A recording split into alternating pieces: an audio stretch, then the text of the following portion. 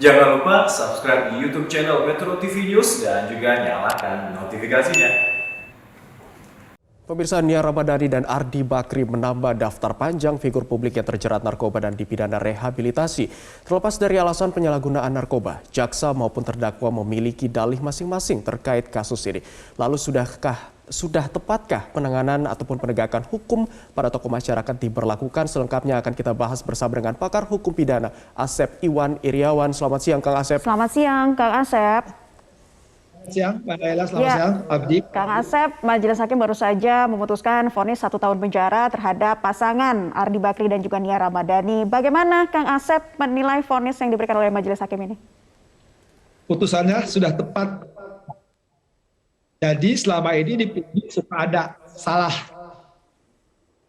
Pertama, ada korban, ada bandar. Undang-undang narkotika mengenal ada penyalahguna, ada korban penyalahguna. Apa yang disebut penyalahguna?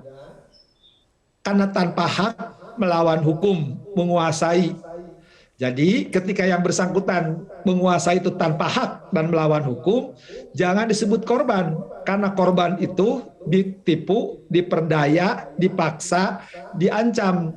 Nah sekarang suka ada kesan di publik ya, orang yang pakai itu korban sehingga harus rehabilitasi. Tidak. Ada pasal 1 ya, Undang Narkotika, ada pasal 54.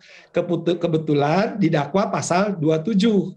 Pasal 27 itu ancamannya kalau golongan 1 4 tahun. Karena dia adalah penyalahguna, yaitu tanpa hak dan melawan hukum, maka dihukum 1 tahun. Itu lebih ringan loh, ancamannya maksimal 4 tahun. Baik. Kang Asep, kalau kita lihat vonis yang didapatkan Nia dan juga Ardi Bakri ini lebih berat begitu dari tuntutan JPU pada persidangan sebelumnya. Kalau kita lihat dari artis-artis yang juga sudah terjerat narkoba, ini ada yang dijatuhkan hukuman rehabilitasi. Apa sebenarnya yang paling memberatkan Nia Ramadhani ini mendapatkan vonis 1 tahun penjara? Ya, lebih berat tuntutannya dari jaksa penuntut umum.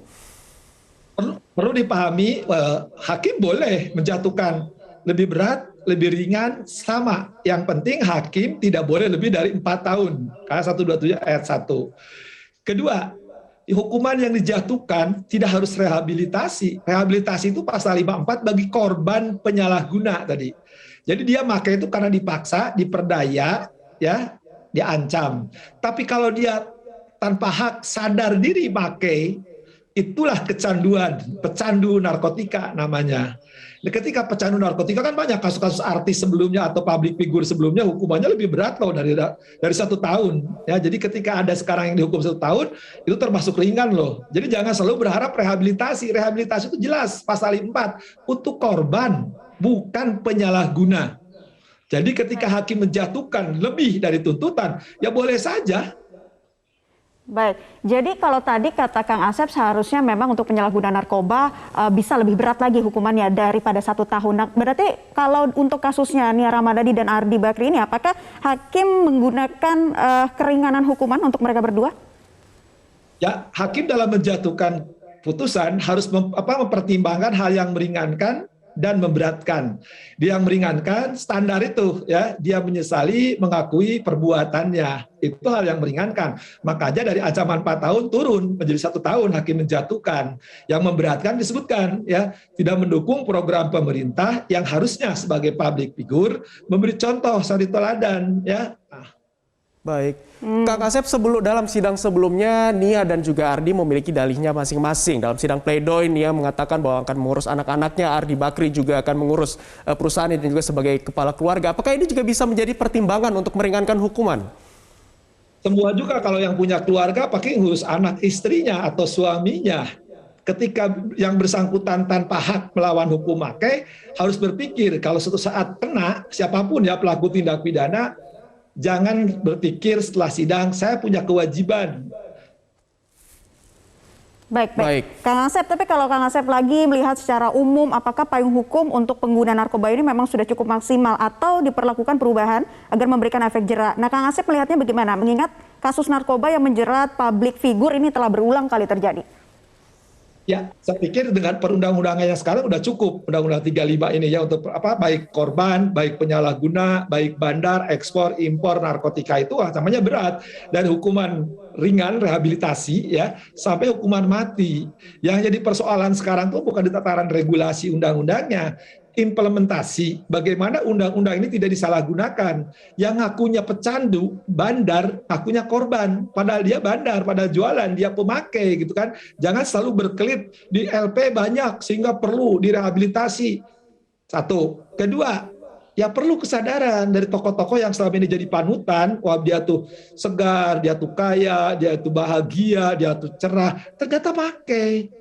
Nah, itulah yang harus pembelajaran dari siapapun. Ini kan kejadian berulang ya, yang nyangkut public figure, entah artis, entah pengusaha, entah penguasa, itu siapapun kan banyak yang dianggap tokoh, tapi faktanya masih menggunakan, masih pakai gitu kan.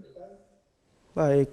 Kang Asep, salah satu faktor tentang sikap dari terdakwa ini dalam menjalani proses persidangan, sejumlah vonis pidana ini diantaranya mempertimbangkan dari sikap para terdakwa, termasuk diantaranya mempertimbangkan apakah kooperatif, sopan. Kita juga melihat ya beberapa, tidak hanya kasusnya Nia Ramadhani, ada juga beberapa kasus artis lainnya yang juga dipertimbangkan kooperatif dan juga dinilai sopan. Apakah ini seberapa besar faktor ini mempengaruhi terhadap vonis hukuman?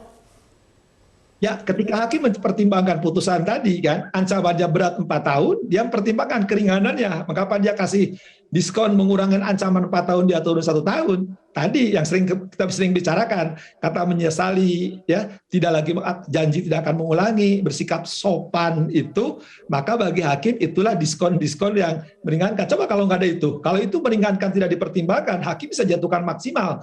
Kalau di ruang persidangan tidak sopan, misalkan, ya masih ngeyel, masih ngotot, merasa benar sendiri, berkelit, berkilah, nah itulah yang memberatkan. Tapi hakim telah mempertimbangkan, meringankan tadi, menyesali, tidak melakukan perbuatan, ya. Tapi ada yang lebih memberatkannya, apa? Tidak menjadikan sulit teladan. Maka hakim itu termasuk cukup ya, loh, dari ancaman 4 tahun menjatuhkan 1 tahun.